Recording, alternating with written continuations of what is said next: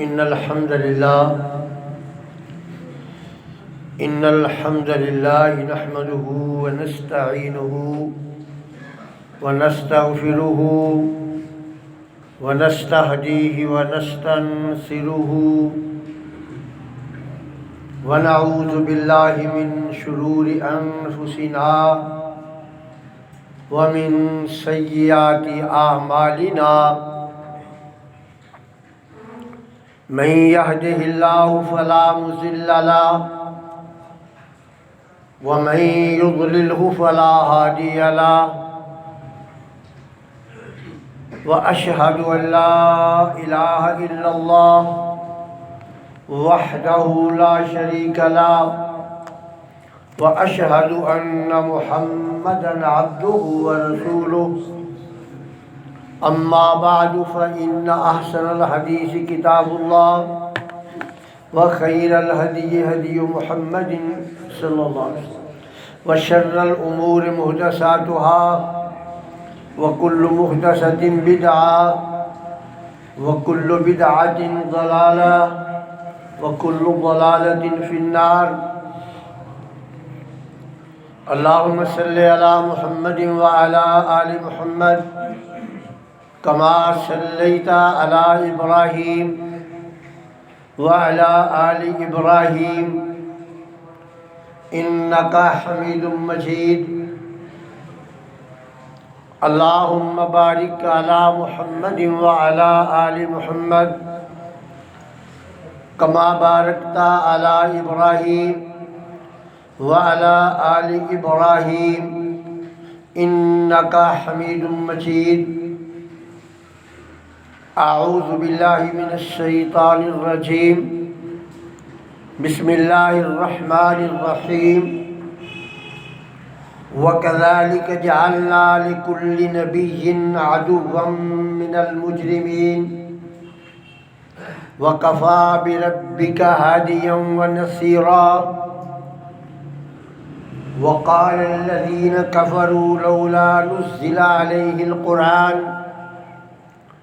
لولا نزل عليه القرآن جملة واحدة كذلك لنثبت به فؤادك ورتلناه ترتيلا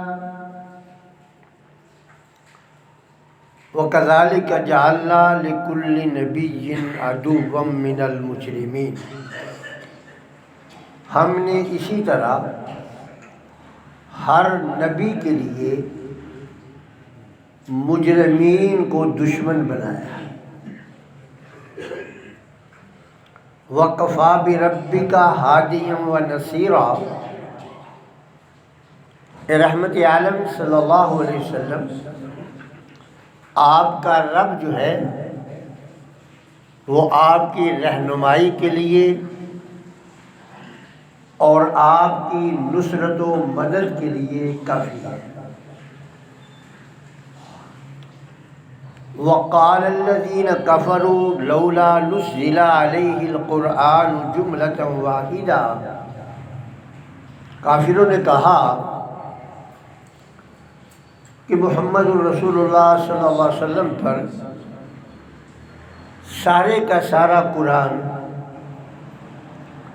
ایک ہی دفعہ کیوں نازل نہیں کیا گیا کذالک لنثبت بہ اللہ جواب دیتے ہیں کہ ہم نے یہ اس لیے پورے کا پورا نازل ایک ساتھ نہیں کیا تھوڑا تھوڑا کر کے اس لیے کیا ہے تاکہ ہم اس قرآن کو آپ کے دل میں محفوظ کر دیں وَرَتَّلْنَاهُ تَرْتِيلًا اور ہم نے اسے تھوڑا تھوڑا کر کے نازل کیا ہے اس آیت میں رسول اکرم صلی اللہ علیہ وسلم کے لیے تسلی اور تشفی کا سلسلہ شروع ہوا ہے اس سے پہلے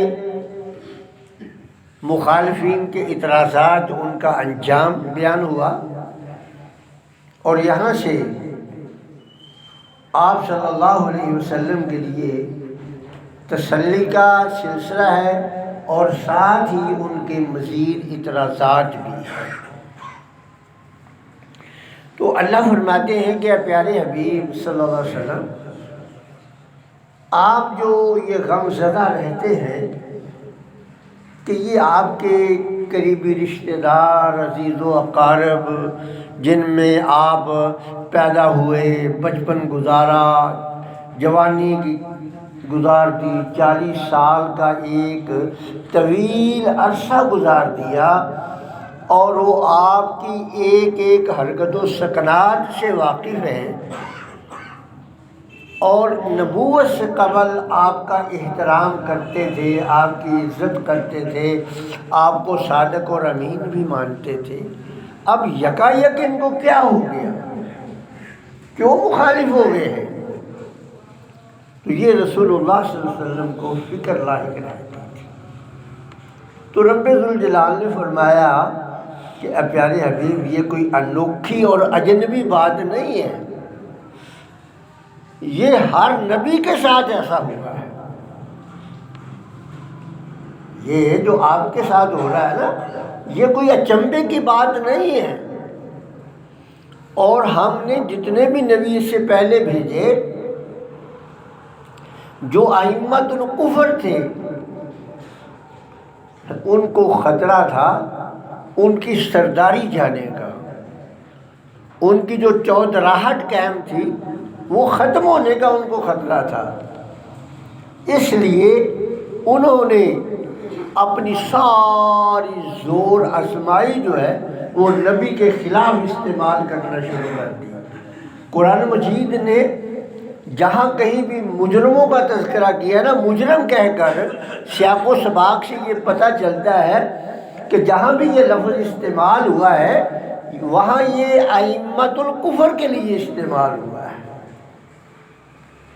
کہ ائمۃ الکفر جو ہیں وہ جو تھے وہ رسول کی مخالفت کرتے تھے، طرح طرح کے اعتراضات رسول اللہ صلی اللہ علیہ وسلم کے ذات گرامی پر کرتے تھے۔ قرآن مجید میں اس کا تذکرہ ایک مقام پر نہیں، کئی مقام پر ہوا ہے۔ ایک جگہ رب ذوالجلال نے سورۃ الانعام میں فرمایا وَكَذَلِكَ جَعَلْنَا لِكُلِّ نَبِيٍّ عَدُوًّا شَيَاطِينَ الْإِنسِ وَالْجِنِّ، ہم نے اسی طرح ہر نبی کے لیے انسانوں میں سے بھی اور جنوں میں سے بھی جو شیاطین تھے نا، وہ ہر نبی کے ہم نے دشمن بنائے۔ وَكَذَلِكَ جَعَلْنَا لِكُلِّ نَبِيٍّ عَدُوًّا شَيَاطِينَ الْإِنسِ وَالْجِنِّ، کہ ہم نے ہر نبی کے لیے جن بھی دشمن بنائے اور انسان بھی بنائے۔ اب یہ بات ذرا غور آپ کریں کہ جنوں کو تو شیطان، انسانوں کی تو دشمنی سمجھ میں یہ آئی کہ ان کی سرداری اور چودراہٹ جاتی تھی، تو جنات کو کیا تکلیف تھی بھائی؟ جنات کو یہ تکلیف تھی کہ ان کے باپ دادا نے، ان کے جد امجد نے جو انسان کو گمراہ کرنے کا چیلنج کیا تھا، کہ اس کی اولاد کو اپنے دادا کی کشتی ڈوبتی نظر آتی تھی۔ کبھی ہمارے دادا نے جو چیلنج کیا ہے یہ نبی تو اس کو ختم کر دے گا۔ اب وہ کیا کرتے تھے؟ یہ ذرا بڑے غور طلب بات ہے۔ یوں ہی بعضهم الی بعض، یہ جو وہ مجرم تھے نا جو نبی صلی اللہ علیہ وسلم پر اعتراضات کرتے تھے، تو یہ جو شیاطین جن تھے نا، یہ ان کے دلوں میں خیالات ڈالتے تھے کہ یہ اعتراض کرو، یہ اعتراض کرو، یہ اعتراض کرو۔ اور پھر ایک بڑی بات یہ کرتے تھے، زخرف القول، زخرف القول، زخرف عربی زبان میں کہتے ہیں ملمہ سازی کو۔ یعنی پیتل کی انگوٹھی یا تانبے کا زیور یا پیتل کا زیور، اس پہ سونے کا پانی چڑھا دیا جائے نا تو وہ زخرف ہے، اسے ملمس سازی کہتے ہیں۔ تو وہ شیاطین جن جو تھے وہ کیا کرتے تھے؟ وہ جو شیاطین انسان تھے نا، جو ائمۃ الکفر تھے، وہ ان کے ذہنوں میں ان کے جو برے اعمال تھے نا، ان کو بھی وہ خوبصورت کر کے پیش کرتے تھے، زخرف، یعنی ان کے برے اعمال پر حق کا پردہ ڈالتے تھے تاکہ وہ سمجھے کہ جو ہم کر رہے ہیں وہ صحیح ہے۔ اور ظاہر ہے کہ ایک آدمی اگر گناہ کر رہا ہے، وہ یہ سمجھ رہا ہے کہ میں صحیح کر رہا ہوں، تو وہ کیسے باز رہے گا؟ اور اسی بات کو قرآن نے دوسرے مقام پر کہا ہے کہ کل حزب بما لدیہم فرحون، کہ ہر گروہ کے پاس جو ہے، جو گروہ جس پہ لگا ہوا وہ بڑا خوش ہے، وہ سمجھتا کہ میں جو ہے نا وہ حق پر ہوں۔ اور اسی طرح جب رسول رحمت صلی اللہ علیہ وسلم نے مکے والوں کو دین کی دعوت دی تو شیطان نے کیا کیا؟ وَزَيَّنَ لَهُمُ الشَّيْطَانُ أَعْمَالَهُمْ، شیطان نے کہا کہ بھئی تم سے بڑھ کر کون ہو سکتا ہے؟ ان کے دلوں میں القاء کیا، ان کے دلوں میں یہ بات ڈالی کہ بھلا تم سے اچھا کون ہو سکتا ہے؟ تمہارا کام برا آخر کیا ہے جو تم نے اپنا دین چھوڑ کر اس نبی کی بات ماننی ہے؟ آخر تمہارے اپنے اعمال میں برائی کیا ہے؟ تم کیوں اپنے باپ دادا کے دین کو چھوڑو گے؟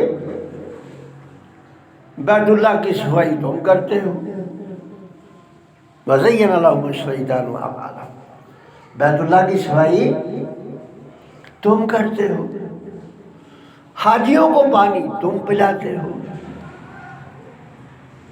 طواف جب تمہارا دل چاہتا ہے گھر کا کرتے ہو، عمرے پہ عمرہ تم کیے جا رہے ہو، حج پہ حج تم کیے جا رہے ہو،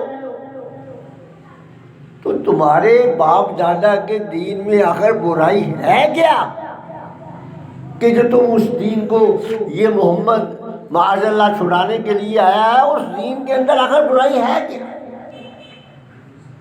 تو یہ جو ائمۃ الکفر ہے نا، ان کو اصل میں اپنی چودراہٹ کا خطرہ تھا کہ اگر ہم نے اس کی بات مان لی نا تو جو ہماری سرداری قائم ہے یہ چلی جائے گی۔ اب آپ ذرا غور کریں گے کہ یہ تو شاید اتنے ظالم نہیں تھے جتنا ظالم فرعون تھا، تو فرعون میں یہی کہتا تھا جب موسیٰ علیہ السلام نے دعوت دی نا فرعون اور آل فرعون کو، تو بات جو ہے ذرا طول پکڑ گئی، مشاورتیں ہونے لگ گئی، بھئی کیا کیا جائے؟ تو فرعون یہ کہتا ہے اپنے وزیروں مشیروں سے، بھئی تم سب ایک طرف ہو جاؤ، میں اکیلا ہی سے قتل کر دیتا ہوں۔ وقال فرعون ذرونی اقتل موسیٰ وَلْيَدْعُ رَبَّهُ، موسیٰ کو میں چیلنج کروں گا کہ موسیٰ میں تجھے قتل کرنے لگا ہوں، جا اپنے رب کو بلا لو۔ اب ظاہر ہے کہ آخر کوئی وجہ کیوں قتل کرنا ہے؟ تو شیطان نے جو یوں ہی بعض ملا بعض نے نا ایک دوسرے کی طرف، یہ جو جن شیطان ہیں وہ انسان شیطانوں کے دلوں میں جو القاء کرتے ہیں، جو باتیں ڈالتے ہیں، اس نے فرعون کے دل میں یہ بات ڈالی اور فرعون نے آگے وہ کہہ دی انی اخاف علیکم ان یبدل دینکم، مجھے یہ ڈر ہے کہ یہ موسیٰ جو ہے نا تمہارے دین کو بدل دے گا، مجھے یہ خدشہ ہے کہ جو تم باپ دادے کے دین پر قائم ہو، اچھے کام کرتے ہو نا، یہ بدل دے گا وہ. او ان یظہر فی الارض الفساد، یا زمین میں یہ فساد برپا کر دے گا. تم بڑے اطمینان سے رہ رہے ہو، اب ذرا اس پہ غور کریں اور موجودہ حالات پر آپ غور کریں، ذرا اس پہ غور کریں اور موجودہ حالات پر غور کریں. بھلا بتائیں، ذرا سوچیں، قرآن نے جو اس کا فرعون کا نقشہ کھینچا ہے، اس نے 2 مرتبہ، ایک موسیٰ علیہ السلام کی پیدائش کے وقت اور ایک موسیٰ علیہ السلام کے اعلان نبوت کے وقت، 2 دفعہ بنی اسرائیل کے 9 مولود بچوں کو قتل کیا. 2 مرتبہ ان گنت بچوں کو قتل کیا، 2 مرتبہ. بھلا اس سے بڑھ کر کوئی فساد ہو سکتا ہے؟ وہ بھی اپنے آپ کو یہ سمجھ رہا ہے کہ میں امن پسند ہوں، آشتی پسند ہوں، میں آشتی پسند ہوں، امن پسند ہوں، اور معاذ اللہ موسیٰ جو ہے نا، یہ جو ہے فسادی ہے. تو کہتا ہے مجھے ڈر ہے یہ فساد برپا کر دے گا. تو اللہ رب العزت فرماتے ہیں رسول اللہ صلی اللہ علیہ وسلم کو، پیارے حبیب، وَلَوْ شَاءَ رَبُّكَ مَا فَعَلُوهُ، ایسا نہیں ہے کہ یہ مجھ سے طاقتور ہے، ایسا نہیں ہے، لیکن میں نے ان کو آج خود ایک مہلت دے رکھی ہے، لیکن انجام آخر انہی کا برا ہے. میں نے ان کو مہلت دے رکھی ہے، لیکن انجام آخر ہے انہی کا برا ہے. اب آپ یہ دیکھ لیں، وہ فرعون جو موسیٰ علیہ السلام کو قتل کرنے کے خواب دیکھ رہا تھا، ایک وقت ایسا آیا کہ رب ذوالجلال نے اس کے پورے خاندان اور اس کی پوری قوم کو دریا برد کر دیا. آج آپ دنیا کی تاریخیں پڑھ کر دیکھ لیں، پوری دنیا کا چکر لگا کر دیکھ لیں، فرعون کے خاندان کا ایک بندہ بھی آپ کو اس دنیا میں نہیں ملے گا. تو یہی تسلی جو ہے نا رسول اللہ صلی اللہ علیہ وسلم کو دی جا رہی ہے کہ پیارے حبیب، آپ جو ہے نا یہ نہ گھبرائیں کہ یہ آپ کی بات کیوں نہیں مانتے. یہ ایک میری سنت ہے، میری فطرت کا یہ ایک قانون ہے کہ میں اپنے دشمن کو یک لخت جو ہے گلے سے نہیں پکڑتا، میں بولے دیتا ہوں تاکہ اس پر قیامت کے روز میری حجت تمام ہو جائے، قیامت کے دن نہ کہہ سکے وہ کچھ.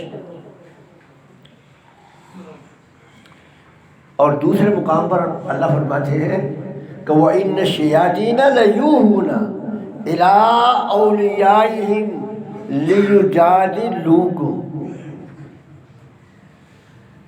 کہ شیطان جو ہے نا، اور لفظ ولی جو ہے نا، ولی قرآن مجید کے اندر یا عربی زبان کے اندر آپ یہ سمجھ لیں کہ لفظ ولی کا شمار ان الفاظ میں ہوتا ہے جن کے بہت سارے معنی ہیں، اور یہ لفظ الٹا معنی بھی دیتا ہے. یہ لفظ ہے، اس کا شمار ان الفاظ میں ہے جو اجداد کا معنی دیتے ہیں الٹ. اب آپ دیکھیں کہ ولی کا معنی سرپرست ہے. ہم کہتے ہیں نا مولا انت مولانا، اللہ کو کہتے ہیں انت مولانا، تو یا اللہ ہمارا جو ہے وہ سرپرست ہے، ہمارا حمایتی ہے، ہمارا مددگار ہے، ہماری بگڑی بنانے والا ہے. اور یہاں اولیاء کا ہمارا مرید ہے جو تیرے ماننے والے ہیں. یعنی متضاد ہو گیا نا، الٹ مانا ہو گیا یہاں۔ تو اللہ فرماتے ہیں کہ وَإِنَّ الشَّيَاطِينَ لَيُوحُونَ إِلَىٰ أَوْلِيَائِهِمْ، کہ شیطان جو ہے نا، وہ جو شیطان کے ماننے والے ہیں نا، شیطان ان کی طرف وہی کرتا ہے، اپنے متبعین کی طرف وہی کرتا ہے۔ کیا وہی کیوں وہی کرتا ہے؟ لِيُجَادِلُوكُمْ، تاکہ وہ تم سے جھگڑا کرے۔ کیوں وہی کرتا ہے؟ تاکہ وہ تمہارے ساتھ جھگڑا کرے، اور اب وہ طرح طرح کے اعتراضات اٹھائے، اور یہ بھی ان اعتراضات میں سے ایک اعتراض ہے ان کا، وَقَالَ الَّذِينَ كَفَرُوا لَوْلَا نُزِّلَ عَلَيْهِ الْقُرْآنُ جُمْلَةً وَاحِدَةً، کہ کافروں نے کہا کہ محمد رسول اللہ صلی اللہ علیہ وسلم پر جو ہے نا ایک ساتھ قرآن کیوں نہیں اتارا گیا؟ ایک ساتھ اتار دیتے۔ تو اب رسول اللہ صلی اللہ علیہ وسلم کی بھی جو ہے وہ منتظر ہے بھی، چلو اگر ایسا ہو جاتا تو کیا تھا؟ تو اللہ فرماتے ہیں کہ اب اگر اس کا الٹ ہو جاتا، مثال کے طور پر یکدم ایک پورا قرآن اتار دیا جاتا، تو پھر کہنا تھا ہے یہ ایک ساتھ ہمارے اندر جو ہے یہ بتایا جا رہا ہے کہ پاؤں کے تلوے سے لے کر سار کے بالوں تک ہم جو ہے وہ گمراہی میں ہیں، بھلا ایک ہی دن میں یہ سارے گناہ ہم سے کیسے چھوٹ سکتے ہیں؟ پھر یہ کہنا تھا، یہ کیسے ہوگا؟ یہ آہستہ آہستہ ہی کریں گے نا۔ پھر یہ لفظ بولنا تھا اعتراض سے، تو اعتراض کرنے والے نے تو اعتراض پھر کرنا تھا۔ اور اس پہ میں آپ کو بات بتا دوں کہ ظاہر ہے، یہ تو قرآن میں آپ کو سنا رہا ہوں نا، کہ وہ وہی کرتا ہے ان کی طرف کہ بھئی آپ نے ان سادہ لوگوں کو گمراہ کیسے کرنا ہے، وہ ان کی طرف وہی کرتا ہے۔ اب مثال کے طور پر اگر کوئی اس کی شیطان کی بتائی ہوئی بات سچ نکل آتی ہے تو پھر ہم کیا کہیں وہ سچا نہیں؟ جو کتاب و سنت کے خلاف ہے وہ سورج دوپہر کے سورج کی طرح بھی اگر سچائی ہے نا تو بھی وہ غلط ہے۔ اب میں اس کو ایک مثال دے کر سمجھانے لگا ہوں آپ کو۔ مثال کے طور پہ ایک جھوٹا پیر ہے، اس کے پاس 10 زنانیاں آتی ہیں اکٹھی، وہ ہر زنانی کو الگ الگ بلاتا ہے، کہتا تیرے ہم بیٹا پیدا ہوگا، اور فلاں فلاں جو ہے نا دوسری ان کے بعد بیٹیاں ہوں گی، لیکن میں نے ان کو بھی یہی کہنا ہے بھی تیرے ہاں بھی بیٹا ہوگا، مگر ہونا نہیں ہے، ان کے یہاں بیٹی ہونی ہے، تیرے ہاں بیٹا ہونا ہے۔ اب 10 کو ہی وہ یہ بات کہہ دیتا ہے۔ بھائی یہ بات سمجھ میں آ رہی ہے؟ آ رہی کی بات سمجھ کے نہیں؟ وہ 10 کو یہی بات کہتا ہے کہ تیرے یہاں بیٹا ہونا ہے، وہ جو دوسری کو میں نے کہا نا تیرے یہاں بیٹا ہونا، اس کے یہاں نہیں ہونا، تیرے یہاں ہونا، اس کے یہاں بیٹی ہونی ہے۔ اب اگر 10 میں سے 4 کو بھی بیٹے ہو گئے، 4 کو تو ہو گئے، وہ تو 4 جو ہے وہ قسمیں قرآن اٹھا اٹھا کر کہیں گی کہ بھی یہ پیر صاحب کی بات جو ہے وہ 100% درست ہے، پیر نے مجھے کہا تھا کہ بھی میں نے اس کو بھی کہا تھا بھی تیرے یہاں بیٹا ہوگا، دیکھو اس کی دونوں باتیں صحیح ہو گئی، مجھے کہا تھا تیرے یہاں بیٹا ہوگا اور اس کے یہاں بیٹی ہوگی، پیر کی تو دونوں باتیں صحیح ہو گئی۔ تو ہم کیا خیال ہے، ہم مان لیں اس کو؟ یہ ہے زین لہم الشیطان اعمالہم، شیطان کے جو داؤ ہے نا ان کو سمجھنے کی ضرورت ہے۔ میں یہ بات نہیں کہی، ہمارے جو ہے نا دوست بھائی جو بھولے ہوئے راستے سے، وہ میرے بھائی یہی کہتے ہیں لو جی ہمارے گئے تھے ہم اس کے پاس، اس نے جو کہا وہ سچ ہو گیا۔